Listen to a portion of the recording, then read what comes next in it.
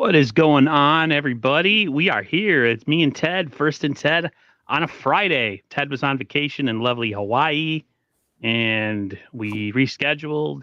And I'm happy to have him to talk to on essentially kind of a freebie weekend for us. We get to kind of relax, watch the games this Sunday. Hopefully, nobody gets hurt. You can't rest everybody, but the last time we talked, the Niners were, like I said in my previous stream, the Niners were NFC West champs. Now they're the NFC West and the number one seed in the NFC. Before we do that, I just want to ask you how your vacation was and how excited for you are you for the 49ers playoff run to begin? Yeah, I mean, I had a nice Christmas gift. Not Christmas, I guess New Year's gift, getting the win over the Commanders.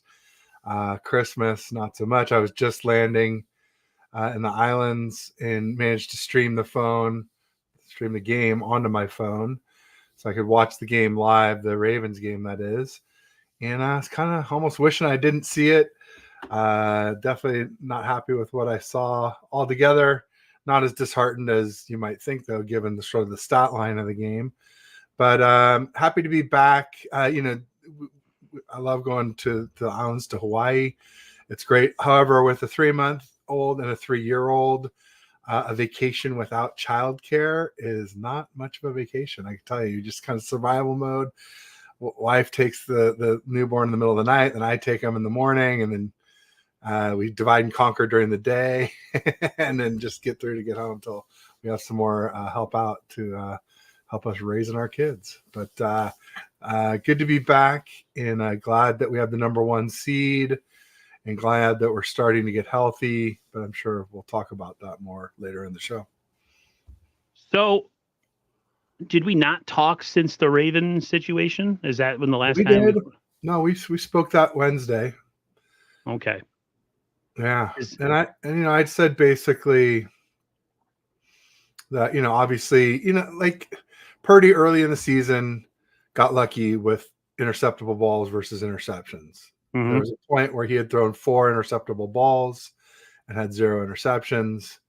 At that same point, some other notables were like, on the other end of the spectrum was like Matt Stafford, who had 1 less interceptable ball thrown than Purdy, 3, but yet somehow had 5 interceptions compared to 0. So that shows that pure interceptions as a stat can be misleading if you're not looking at the context of like, hey, that hit the wide receiver's hands.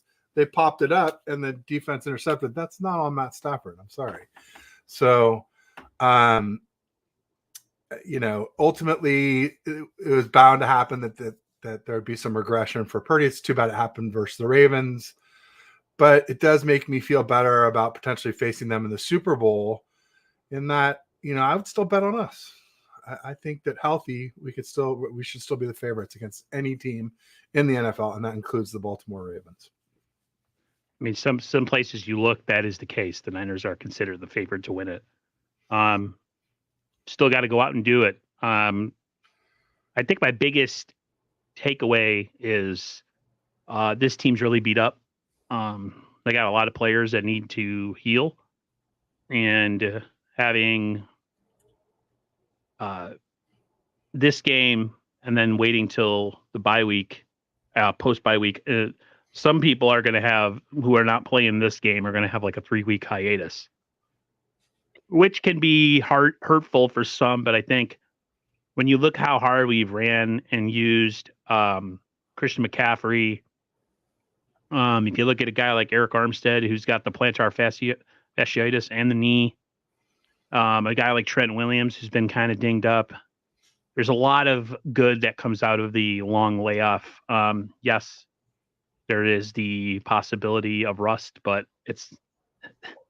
you get home field advantage. You only have to play 2 games to get to the Super Bowl and win it. So really you could pick apart anything and really find problems with it. But I just think the Niners they earned the number one seed this year, Ted.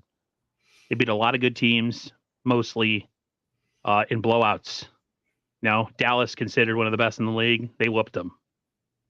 They go into Philly, who at that point, when we played them, was considered the best team in the NFC, and we whooped them.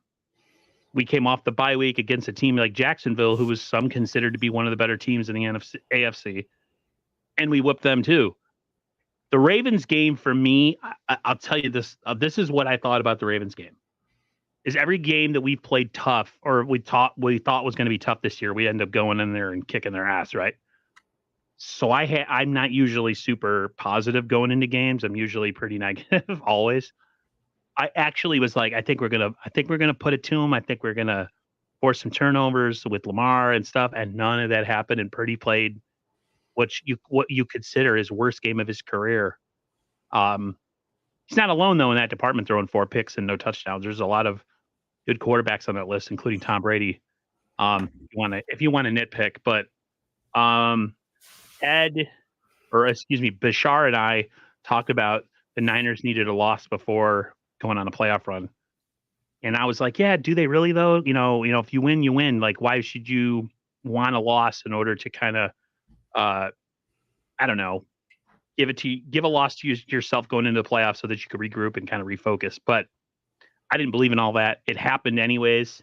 And maybe it was the best thing for us going into the playoffs because I don't think we've been playing our best ball lately. So to go and get a win in Washington with the team that's considered probably one of the worst defenses in the league was it's kind of expected, but still at the end of the day, we got to win and we're going into the playoffs as the number 1 seed. So all is well, I guess, in Ninerland. Indeed, no doubt about it. Although it's interesting that some of the teams that I'm most worried about playing in the playoffs are the later seeds that we're more likely to see in that divisional round. That's right. We got the Rams. And then one that a lot of people don't talk about, but I stand on the Packers. Okay.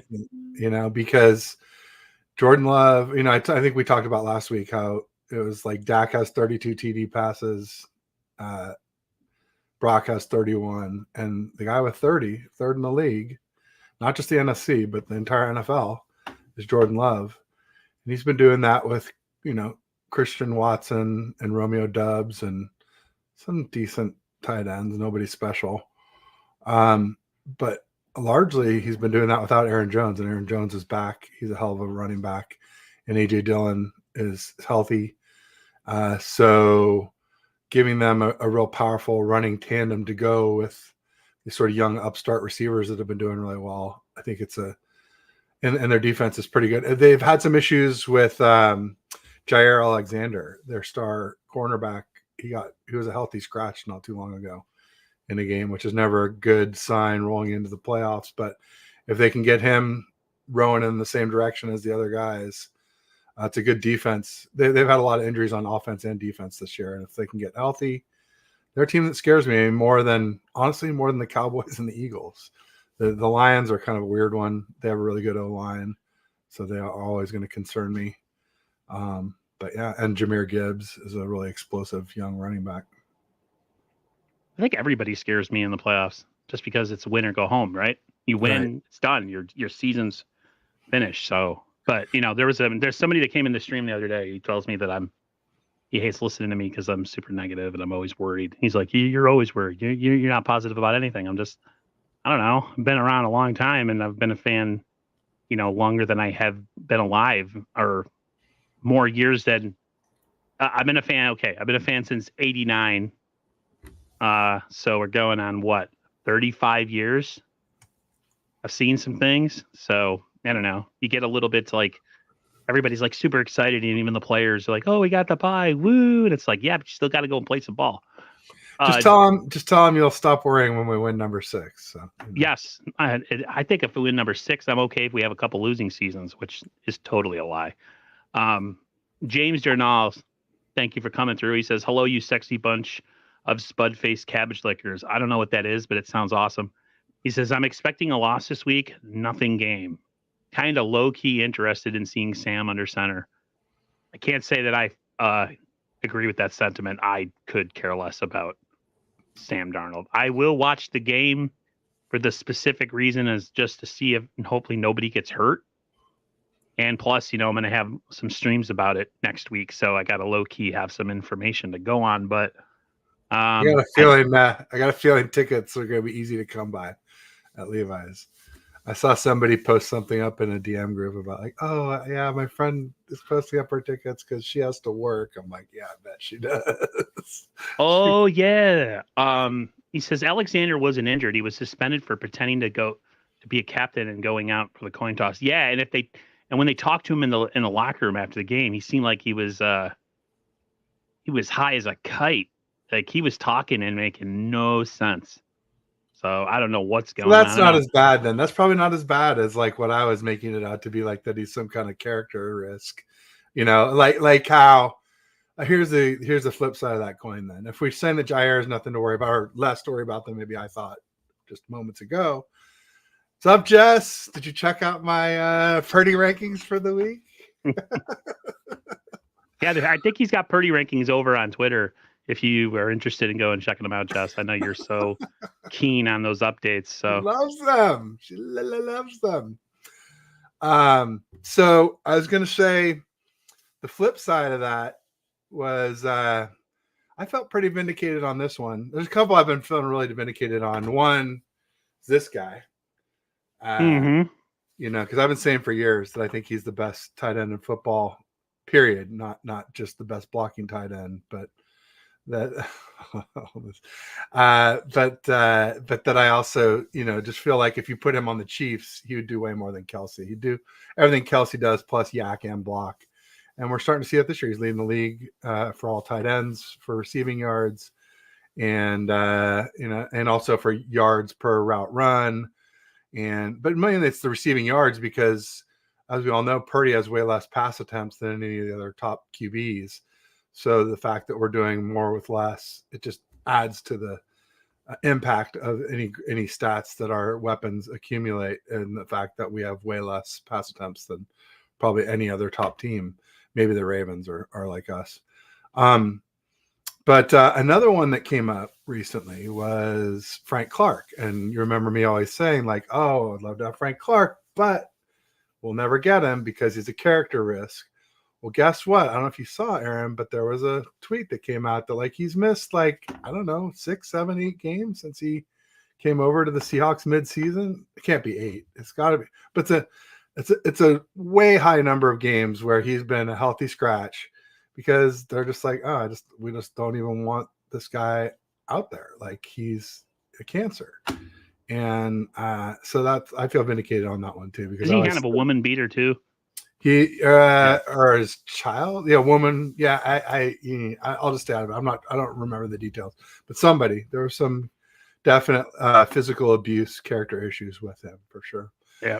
And now he's like, ducking out on a team that traded for him, or I guess they didn't trade him, they just signed him because the Chiefs waived him, I believe. So, had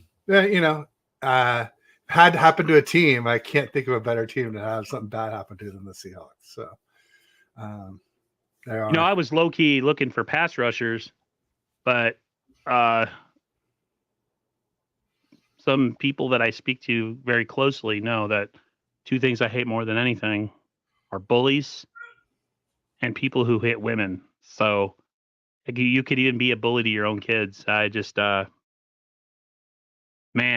yeah, I'm glad the Niners didn't listen to me and like, oh, just sign a guy, and if he messes up, just cut him. Like the Seahawks did. He doesn't want to show up. Like they don't want him around, and he don't want to be around. So, according to Frank, David McNew, he's washed anyways. So, hey, it all worked out. We got Chase Young on our team, so it could have been worse, right? No doubt about it. And also, I'm blanking on his name all of a sudden. Randy Gregory too. Yeah, Randy Gregory. Yeah. Clelin Ferrell's been doing well. I don't know if you saw that tweet that came out, but they checked out Clelin Ferrell's GPS, and they said he's running around out there more than a lot of the skill positions, which is pretty cool. He was a low-key signing, but he is they're now using him the way he's meant to be used, which is a rotational guy. He'll start on base downs, and then he'll get substituted in known passing downs by Chase Young. That's what he is. If you have him going in there, and expect him to be an every down pass rusher, you're going to be disappointed. If you use him the way he's meant to be used, then he becomes very, very valuable. Randy, the Elite Daytona says, I really marinated on the rest versus rust thing. I prefer the rust. I just remember working manual labor jobs for months in a row and finally getting a few days off in a row. I felt like a brand new person. Yeah. Especially with football, man. There's so much damage to your body, cuts, bruises. Those guys spend early part of the week in the tub. If you listen to some of the stories about some of these guys, a lot of them can't even move until like Thursday. That's how sore they are.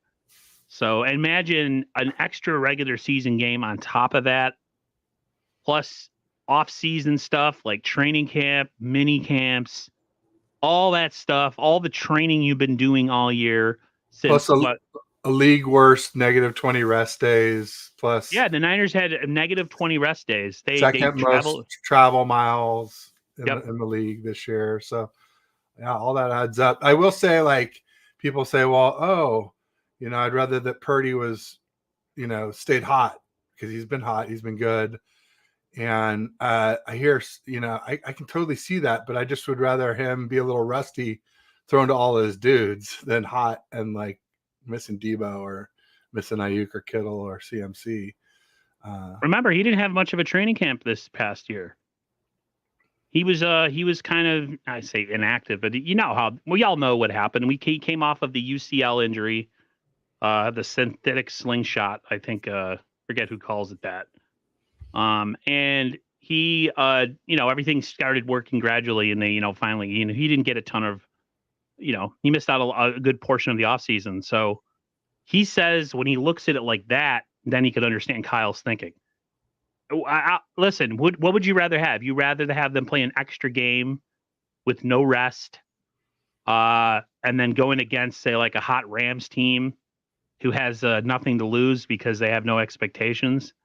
Or would you rather have them let two teams beat themselves up, maybe knock out a couple players in the previous round, and then come into Levi's with a fresh team, with a hyped crowd, with Kyle Shanahan with a couple weeks to get a really good offensive scheme going, and Steve Wilkes getting a rested defense? Because we remember when they came out against Jacksonville after the 3-game losing streak, how awesome did they look in that game, Ted? They were flying around, they were hitting, offense was crisp. I mean, I had somebody saying there was like an argument that happened under one of my tweets on the timeline.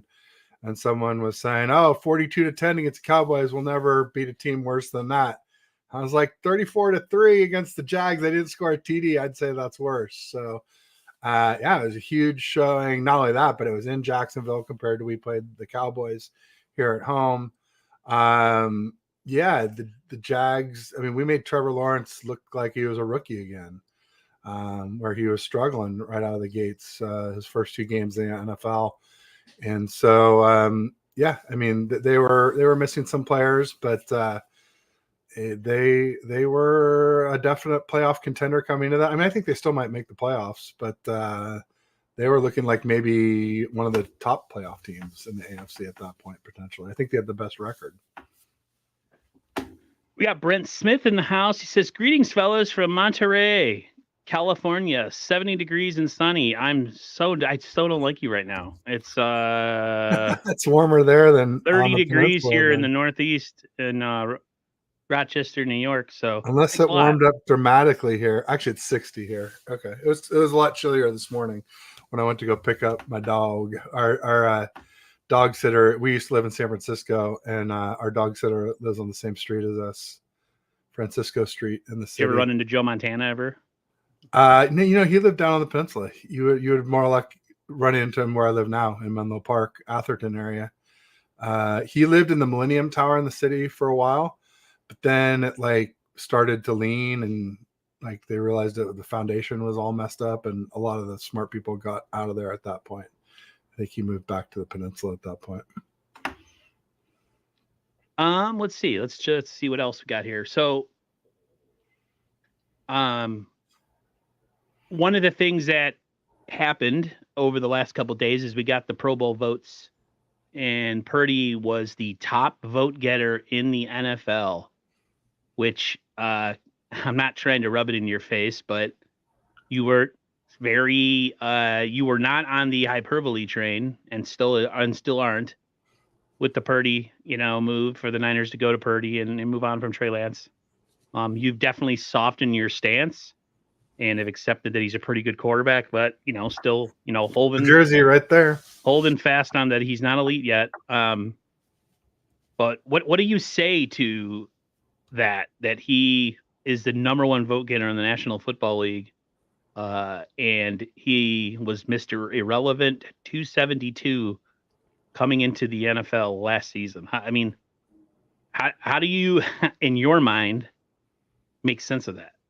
Well, I mean, we're the number one vote getting team. So we got like 1 million plus votes for the Pro Bowl, and the next best team was the Dolphins, and they were like 900K. So like we're over 200K more votes than the Dolphins.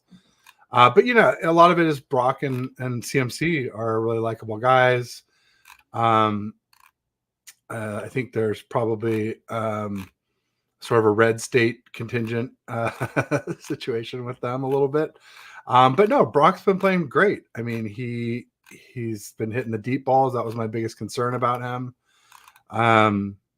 He was always hitting the intermediate balls great. He makes great decisions. There's a lot to like. I think he had a few chances to really show that he was elite this season.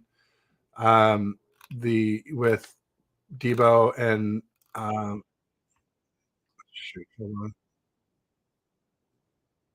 Sorry, I was scrolling through my timeline, and audio decided to kick in. As far as where was I? Yeah, I did say the Real America's team, James. That was my tweet to that. That's what I was looking for, was that tweet. But ultimately, Purdy's doing a great job. He's throwing the deep balls better than I ever thought he could. So the chances he had to prove that he was elite were when Debo and Trent were out and CMC was dinged up. If we had won one or two of those 3 games instead of losing all 3. Also, obviously, against the Ravens and against Lamar and for the MVP, where Lamar's in the hunt and he's in the hunt. There's no way you can really give it to Purdy after he lost to Lamar straight up, especially the way he lost with 4 interceptions and a total of 5 interceptions for the game with Darnold coming in.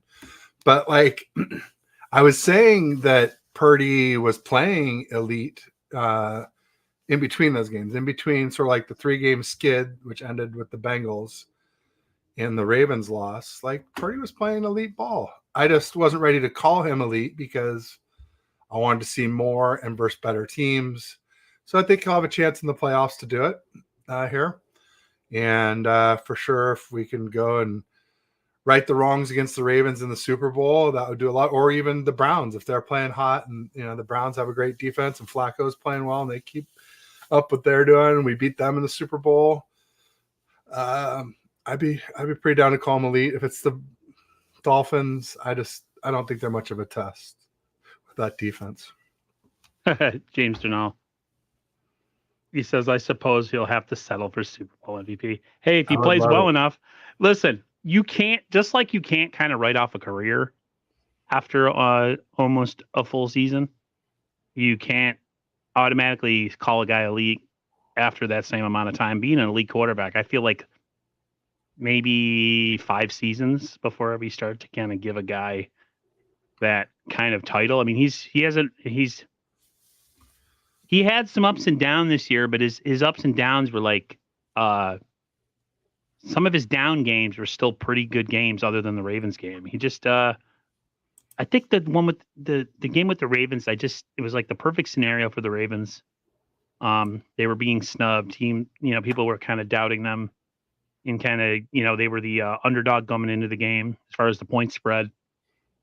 It was just a perfect combination of Purdy being inaccurate on that first, or making the wrong read on that first touchdown, some tips, and the Niners defense getting a lot of short fields. It happens. I really don't care, to be honest with you, about this elite, non-elite thing. I am like David McNiner. I just want a Super Bowl championship. I don't care about any of that other stuff. I don't care about, where he ranks all time right now. It's been so long since they've won a Super Bowl that all that noise and arguments and the Nick Wrights of the world, like, who cares, man? As long as we win and everybody else loses, I really don't care. All I know is if they do win the Super Bowl and Brock plays well, I am buying a Brock Purdy jersey. There you go. Problem is, Aaron was commenting that I had beaten him to it, but I didn't buy that myself. I had a viewer, Nancy Cameron, bought me that jersey, and then my wife bought me the Kittle jersey. So Steve Young is probably on retirement now. We'll see. He might pop up from time to time, but Young and Rice, I got to find a place on the wall for Young somehow. It's getting a little crowded back there, though. Here's the thing. Real quick, I was also just going to mention, for me, it doesn't take 5 years. I could crown Purdy, I guess, by the end of this season. But yeah, I'd feel better by the end of next season. 2.5, 3 years. I think I'm good at that point. I don't think I need a full 5. But I agree with your point. It does take longer to prove someone's elite or that they're a bust. And I will say that Purdy had a pretty elite play to Ayuk, in the end zone there against the Commanders. So it seems like he's kind of back on his elite ways. So hopefully I'll be able to call him elite sooner rather than later. I am a tough grader, so you'll know it means something when I finally break down and drop the E word, not for his play, which I've already said some of Purdy's play has been elite now, but just to say that he's elite overall as a QB. Randy Daytona with the numbers here. He says 19-4 in the regular season, 2-0 in the playoffs. Randy Elite Daytona. Don't forget that. Randy Elite Daytona. Sorry. I forgot how elite you are. I'm not elite. No. He does it because he said Brock was elite very early on. So gotcha. He's taking his flowers for being early. He says, I'm going to bust out with my Ahmed Plummer road jersey for the playoffs. Whoa, that's a throwback. Sweet. Ahmed Plummer. Wasn't one of our other corners named Jason Webster? Yes. That was a long time ago. That was during the Garcia era, right? He doesn't really have an Ahmed Plummer jersey. If you have an Ahmed Plummer jersey, that's pretty awesome because I've totally forgotten about him. Pictures there didn't happen. Yeah, pictures there didn't happen. Exactly. And I don't want to see any of the pictures with the drunk midget. I don't care about that particular picture. Sorry. Hey now. Hi-oh. Sorry, that was really rough. That was messed up. I shouldn't have said that, but we're not supposed to use that word anymore anyway. I know. Let's talk about the Pro Bowl selections, if we might. Let's talk. So, Niners have 9 Pro Bowl selections. They have the following: Nick Bosa, Javon Hargrave, Kyle Juszczyk, George Kittle, Christian McCaffrey, Brock Purdy, Javarius Ward, Fred Warner, Trent Williams. Who out of that group, based on their play this year, was the most deserving? I personally am going to go Javarius Ward. Personally, I think he's had the best season. I mean, he's only been here 2 years, but like he's played some damn good. Other than that one misstep against the Vikings, if he makes that pick, it's a totally different game, right? Yeah. How would you? I mean, you can name more than one, but when you look at this list, like, how do you feel about the actual ones that were voted as starters for the Pro Bowl, not the alternates? I can see why you would say Mooney Ward. He's had a great season. Steve Wilkes just said that he thinks he's the best corner in the league this year. So, and obviously he's a DB coach first and foremost. So that's some high praise. I mean, for me, it's CMC just because I've been saying CMC MVP all of season. But I think if I was doing offense and defense, I would go with those two. Because I think Fred and Bosa are getting by a little bit more on reputation this year. Not that they didn't have some high highs. They had more lows than usual, I would say. missed tackles. You know, Bosa was really slow starting this year, the first 6, 7, 8 games of the year. Yeah, I'd say they're all deserving.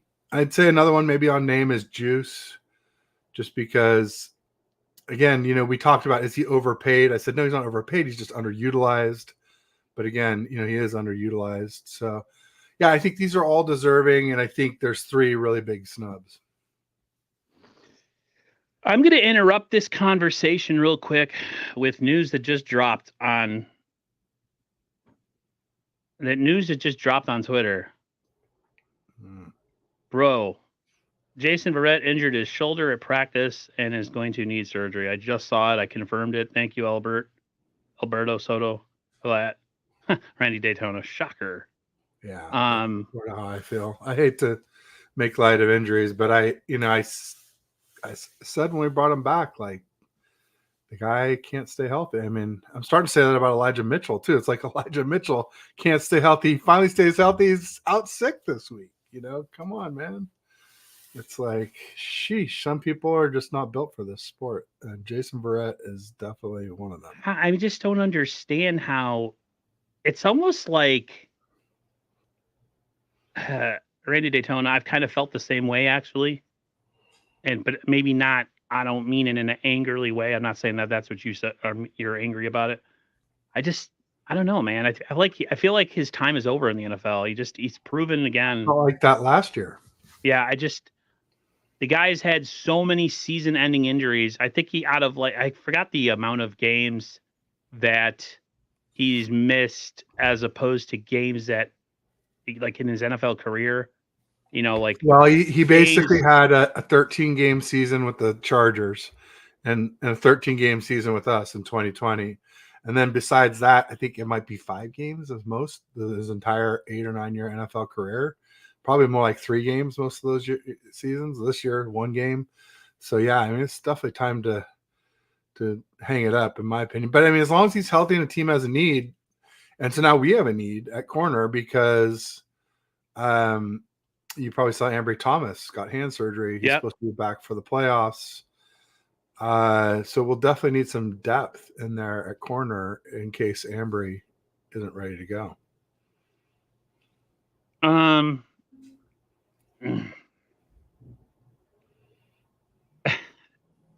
I feel bad, but I guess the question or the statement I can make is, what the hell? Why is that still up? You won't die. Oh, it's over here. So I guess my thing is with him, and it boggles. It's sad because I would love to see him be on the field if they win a Super Bowl this year and him be part of it. I mean, technically we haven't missed him, so it's not like he's been on the team and now he's out for the season. And yeah, you know, his play has been so outstanding. I mean, they brought him in, had this amazing workout according to Kyle, and he was super proud of him. And then he can't even make it through, you know, a physical practice without injuring himself. Well, we limited him in that Commanders game too. I think we tried to limit him to 5 or 6 snaps, and I think we let him have 8 or something, you know. So it's not like when I say a game, that was being generous, right? It was, you know, probably 8 snaps out of 40 to 70, maybe 50 to 70, and on the defensive side. So you're talking about a 5th or a 6th or 7th of a game. Brent Smith made a good point, especially with this last game. He says, give Womack and Luter some meaningful reps. Absolutely. What they got to lose? I mean, they're going into the playoffs. Womack's going to be ready. I really don't want to see Isaiah Oliver. I don't want to see Charvarius Ward out there. I mean, if anything could disable a Super Bowl run, is an injury to a key player that doesn't need to play. The thing is you can't rest everybody, but man, what a damper. What a damper on this day. But again, not as surprising. David McNiner says it best. Availability is a talent. It sure is, my man. James Jernal is talking about Fred Warner. He says Fred has only struggled the last few games, probably because he's a tone setter. Fatigue is hitting hard with his tackles. Don't think he's riding his AP status by name, only how many interceptions, tackles. Yeah, for as good as he's played this year, it's probably been one of his worst years as far as with missed tackles. That's a fundamental thing. It could be. I mean, the whole team has looked pretty tired in the last couple of weeks. That the game against Baltimore, they didn't look like they wanted to be on the field. The Niners, man, they look slow and not committed to kind of being physical, and the Ravens kind of kicked their ass for that. But I'll say this: with the whole thing, with rest coming into the playoffs, I think it's going to be a real key for the Niners because I think they'll come out fresh. They are going to be rusty. The best way to make yourself get over the rustiness if you're on offense is to have Brock get really warmed up with like really easy throws, like stuff we used to use for Jimmy Garoppolo. Give him the dink and dunk plays, kind of like I don't know if when you were watching the Washington game last week, did you notice how like Brock he was a little more hesitant early in the game, was hitting a lot of the checkdowns, and then as the game progressed, he kind of turned back into who he was before the Ravens game. Yeah, there was definitely some of that, and I feel like some of it was the play calling too. I think Kyle was going kind of vanilla at first, and then realized he had to show some of his cards to make sure we won. How about the Niners? Says maybe Robert Beal can get some snaps on the edge. I'm up. I'm all for it. The way this team gets injuries, you never know who. Someone goes down in the playoffs, and you can bring Beal in. I know he was really raw in training camp, and he had a kind of a rough camp. But I mean, man, that really stings me. With that news, kind of threw my whole mindset is off right now. Oh, sorry. So let's go back to the list. Yeah, I mentioned 3 big snubs. Yeah, Brandon Ayuk was snubbed, which I think is ridiculous. I know they go, he has it's amazing how many less catches he has than I think at Puka Nacua, but like his yards per catch are like ridiculously high. Number 1 in the NFL, 18. Right. So to me, like I said before, Javarius Ward, Brock Purdy, I think it's a great thing. He definitely deserves to be voted to the Pro Bowl. I think his peers in the NFL, and especially his peers on the 49ers, will tell you that. This team really loves the kid. Like the way that the relationship he has with big old Trent Williams and other players on the team, it's really evident. They actually really all like each other.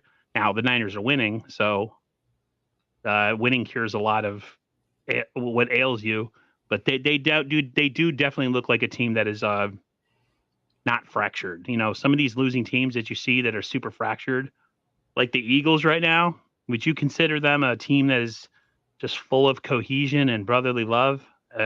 Pun on Philadelphia.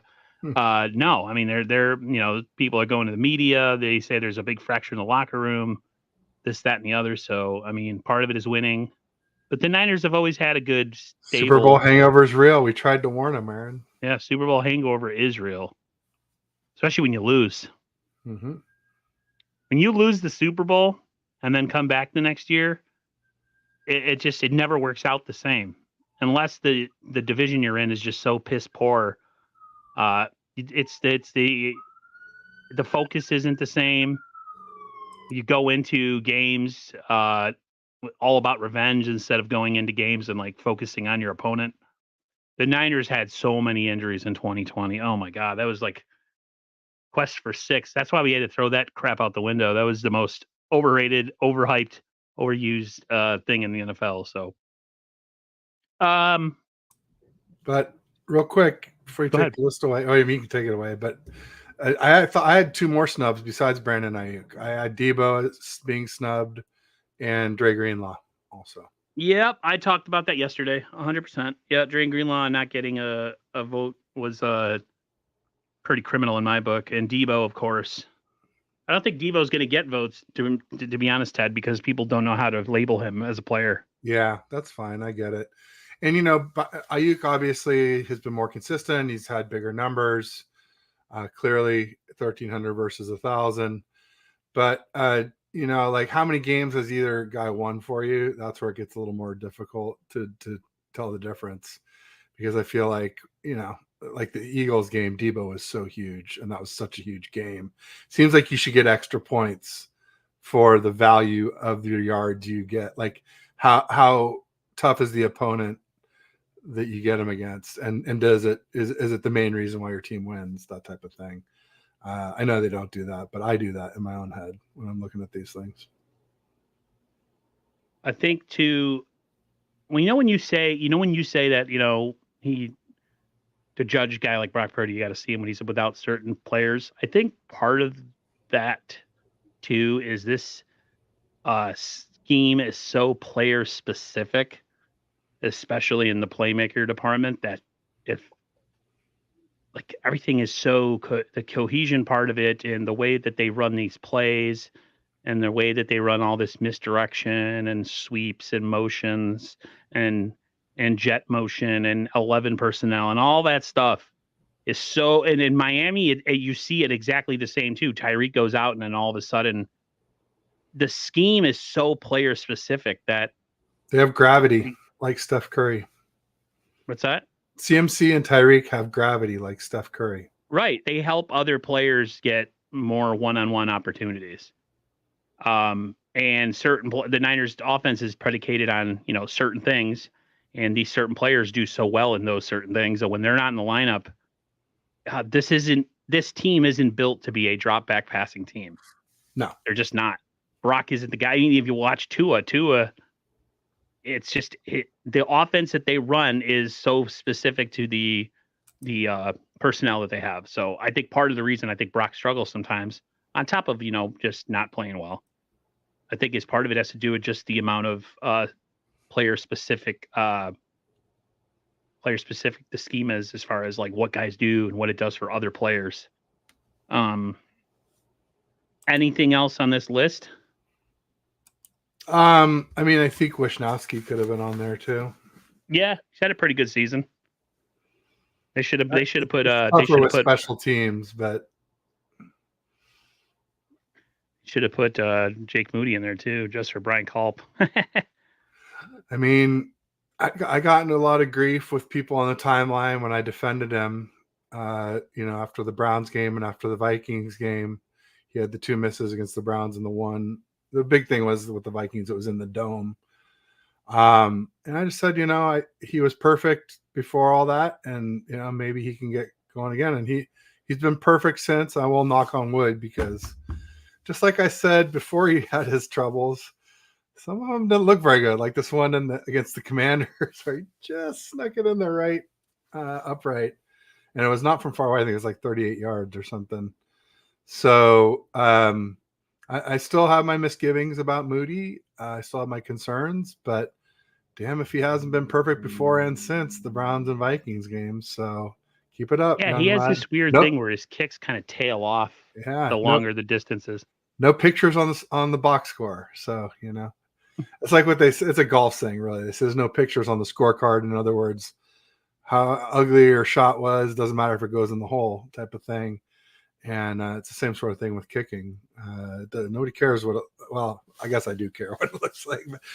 But looking back on it, most people aren't going to remember what it looked like. They just remember that you made it. So we touched on this earlier, so I'm going to ask you again. If you had to have a preference of who we faced in the divisional round, who would that be? And then who would be the team that you would not want to face in the divisional round? I mean, Rams are number 1 that I would not want to face. And number 2 is the Green Bay Packers. And those are the 2 most likely teams that we'll face. I mean, maybe the Lions I'd rather not face more than the Packers, but not as much more as like how much more hyped up the Lions are than the Packers. If you know what I'm saying. Like, yeah, I think the Packers are a lot more dangerous than a lot of people realize. And the Lions are pretty hyped up.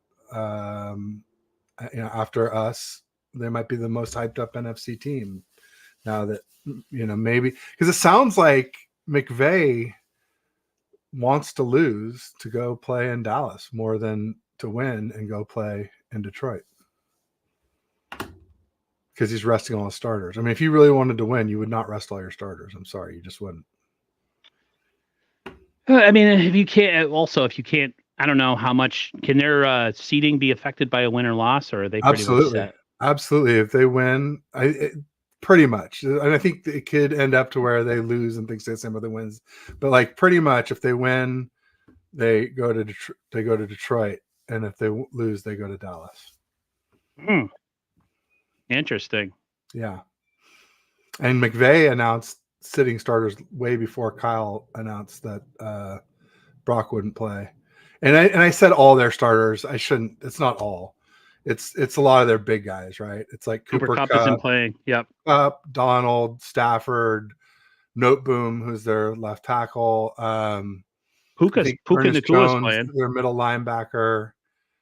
Kyron Williams, their star running back, who Yep. basically is like CMC, but he just got injured this year. I mean, from a numbers perspective, he's been putting up crazy numbers. He's obviously not just like CMC. Don't get out the pitchforks and torches. But Kyron Williams has been pretty electric. And so now they have this great trio of Kyron Williams, Puka, and Cooper. Puka Cooper. Alberto Soda, you were right in line with my thinking. He says, and this defense benefits off a bye week. Look at the Jaguars game. We came back from a bye and played great, and this Jaguars team was the hottest thing coming out of it. Yep, 100%. I thought the Niners, the one team that I think rest affects in a positive light is the 49ers because they just play physical offense. They play smash mouth defense. They like to hit. Everybody likes to hit. I mean, that's the NFL, but I think the Niners, when you watch the Niners offense, it's all predicated on, physicality, blocking, everybody doing their job in the blocking game. A lot of Niners players, when they get tackled, it's not like they're breaking away from everybody. I mean, there's a lot of guys around a lot of bodies and a lot of things get pulled, yanks, bruised, scratched. So I think if there's one team that can really, really do well off of a bye week or two is the 49ers. I do worry a little bit about Brock, but I think Brock will be fine. I have 100% trust in Brock. And I think I just think Kyle's going to, if the Niners are smart, they come out in that divisional round and they just run the ball down the field and play a little bit more conservative style because I think, they say the run sets up the pass. And it's not always like that in this league anymore because it's more of a pass league that sets up the run. But the Niners are at their best when they can run the ball, clock. I'm not saying that I want them to be conservative whole game, but I think it would be a good way to come out and start a game. But knowing Kyle, he's going to do the opposite of what we want.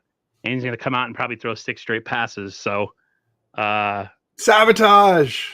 He wants to sabotage like when he sabotaged Trey Lance. I'm kidding. He did it to Brock against the Ravens. The first 3 plays were all pass plays against the Ravens. And when you ask him about it, he really doesn't give you a good answer of why he's actually doing it. He's like, not smart, Kyle. Is it the fronts that you're going against? 6.7 yards a carry against the Ravens. And yet it was like 3-1 passing. No bueno. No bueno is right.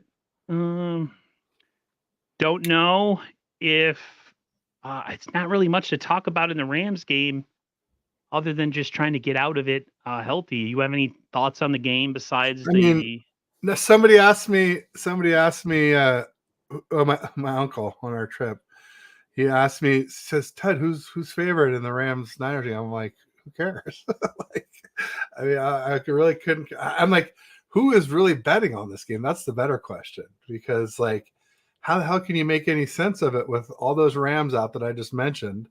No Brock Purdy, and probably Trent Williams, Charvarius Ward, Fred, Debo, Ayuk, Kittle, Juice, CMC, all gonna play. What do you think? A quarter, a half? I think it's gonna be just like a preseason game, and I don't think we'll see any of the superstars in the second half. Even stars, I think it'll be some of the starters, just because you can't rest everyone. We don't have enough backups on a 53-man roster to rest everyone. But I think you'll see a lot of people you haven't seen much or at all this season, including obviously Sam Darnold making his first start of the season. I think we're going to watch and witness in this game exactly why Sam Darnold should never be a starter. I think he's going to give us some examples. I'd say, yeah, I'd say bet your rent money on that instead of my usual don't bet your rent money. I would definitely bet your rent money on that one. I would also say, like, it's also interesting talking about Sam Darnold, making his first start. Obviously not his first appearance this season. He's come in garbage time 8 times during the season. And somebody was saying, "Oh, look how good our team is." Darnold came in 8 times. I'm like, "Hey, guy, guess what? Not all those were wins, though, bro." So, like, and it still is impressive. What his point was pretty much right. It's just like the way my mind works. I'm always like, well, don't forget, like the Ravens game, like not all of those were blowouts in the Niners' favor. Some of them, we knew the game was out of hand and we weren't going to win, and we put Darnold in to make sure that Purdy didn't get hurt. So James Journal says Vegas doesn't give a crap. He gave them evens. Yeah, who cares? Oh, really? They're even now? They were negative. We were 4-point favorites when my uncle asked me. I didn't answer that question. So now it's all even. So that's interesting. So money has come in on the Rams. No, we're still -4. Okay. I was going to say that's a lot. I wouldn't be surprised if they shave a point or 2 off of there, or 3. But again, it all will depend on the news coming out this week of, if more players not playing or playing gets announced, then that's more information to make a real decision. I was saying, like, how does Vegas even put a line on the game? And I guess you just kind of throw something out there and then the bettors adjust, essentially.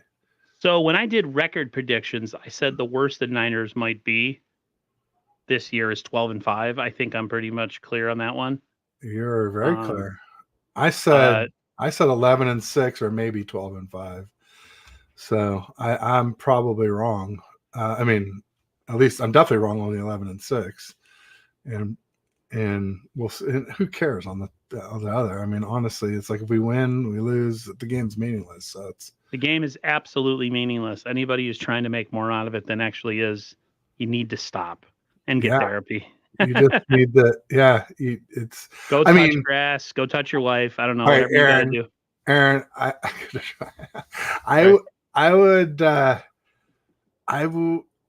I would like to keep the streak alive, though, right? We're 9-1 against the Rams in the last 10 games. I would like to be able to say we've swept y'all 5 straight seasons next season. But that would be awesome. Yeah. Okay. There is something to play for. Yeah.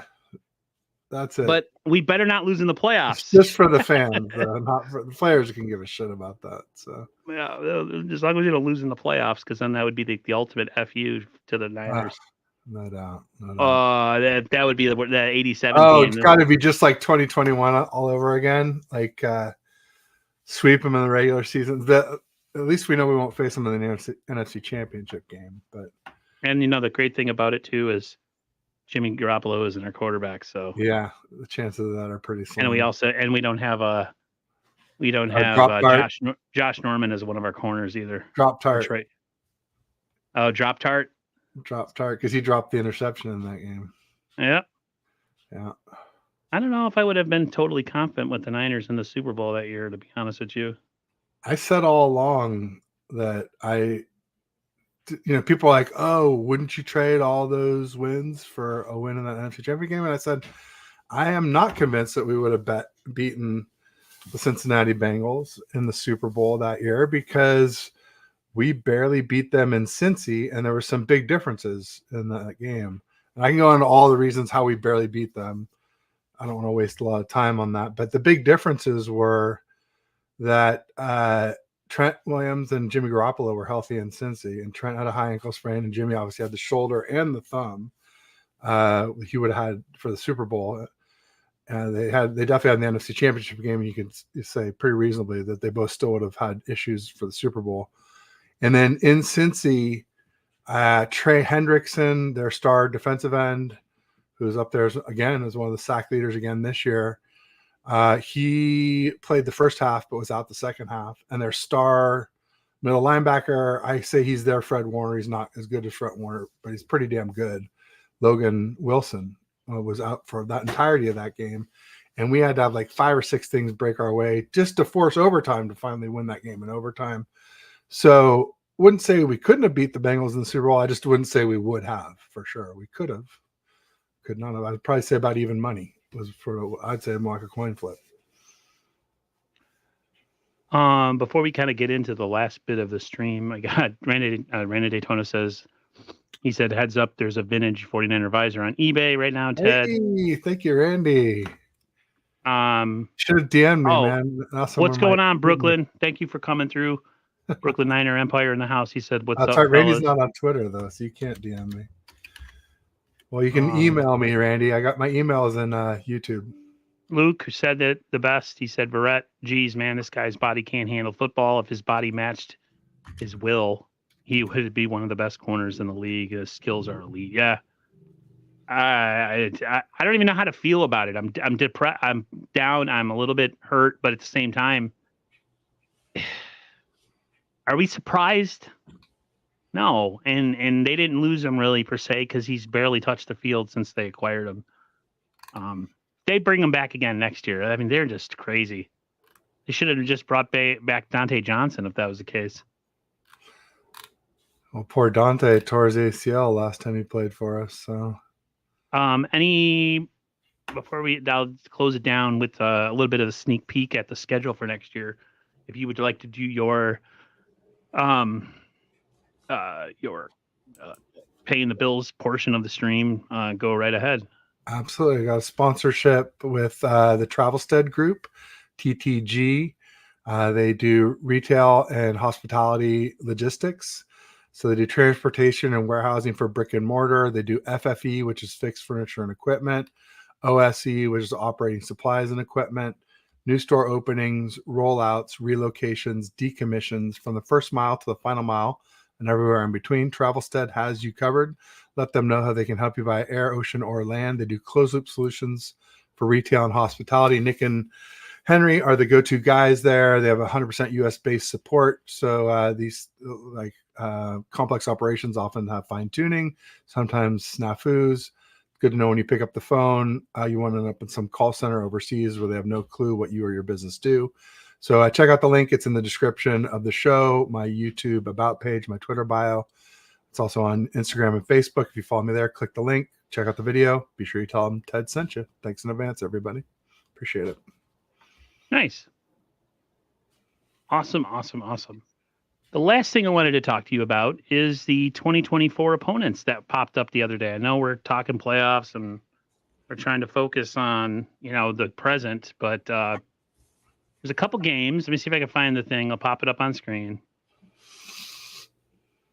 So we got, it's not settled. So we got Arizona at home, LA Rams, Seattle, of course. We got our whole division. Chicago, Detroit, New York Jets, New England, Kansas City. That's going to be fun. And the winner of Dallas and Philly. Does it really matter? And then away we have Cardinals, Rams, Seattle. Yeah, your typical divisional matchups. We go to Green Bay. Why do we got to go to Minnesota again? What is the freaking obsession with Minnesota? Miami and Buffalo. Okay, so everybody knows we talked about this the other day with Raj. I live in Rochester, New York. I'm really close to Buffalo. My brother's a Miami Dolphins fan. So essentially, I have a chance to go to 2 games next year. Never been to an NFL game. I could either go to the one that's really close or go on the West Coast and go and visit Miami. I have a friend down there who will show me around. I get to probably hang out with him. What do I do? And any of those games, Ted, does any of those games get you? And will you be going to any games? I usually go to 2 or 3 home games every year. So I almost always go to the Seattle game, and I would probably pick KC as my other game. I picked, the Bengals this year. I like to look at great quarterbacks, obviously. Watch them play live, that is. Buffalo would be a lot of fun. I have a good buddy who is a groomsman in my wedding, who's a weatherman there in Buffalo, huge Bills fan. So that might be a way for you and I to meet if I could get back for that. It's wishful thinking. I don't travel to a lot of games, but that would be one. Would you go to the East Coast? Yeah, I would go to Buffalo for sure. Miami. I mean, shoot, I'd love to visit Miami again, but I'd say that's pretty unlikely. Yeah, I would say that the Buffalo game is probably the most likely for me just because it's closer.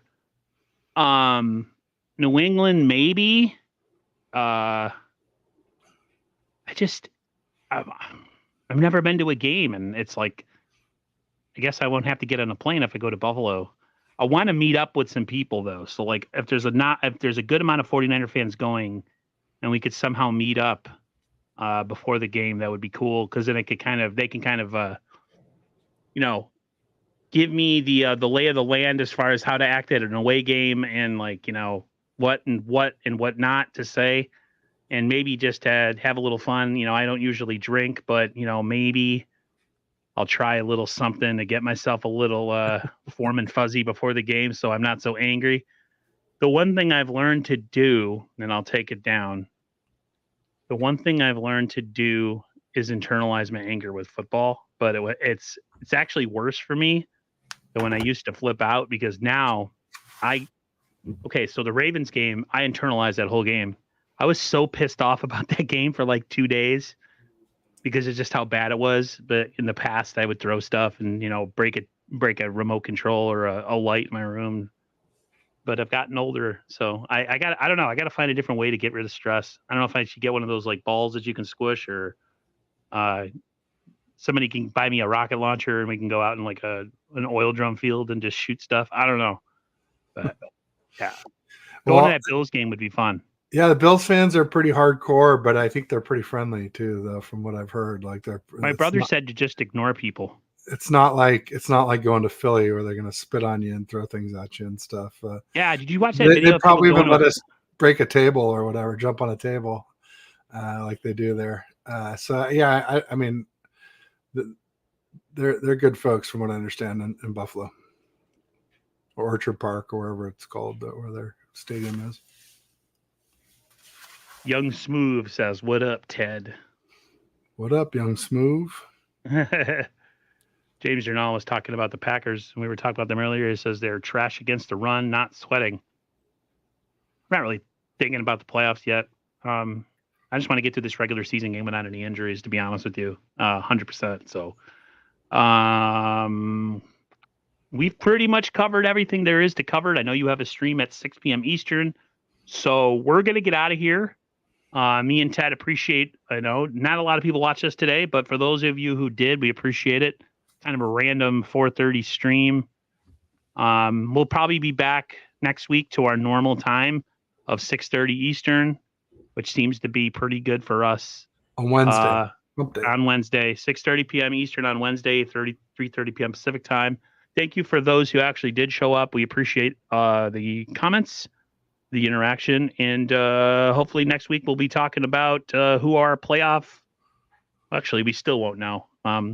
But we'll have a better idea in the playoffs of who's playing who and who is a potential opponent. So everybody take care, stay safe, and have a great rest of your evening, afternoon, wherever you are.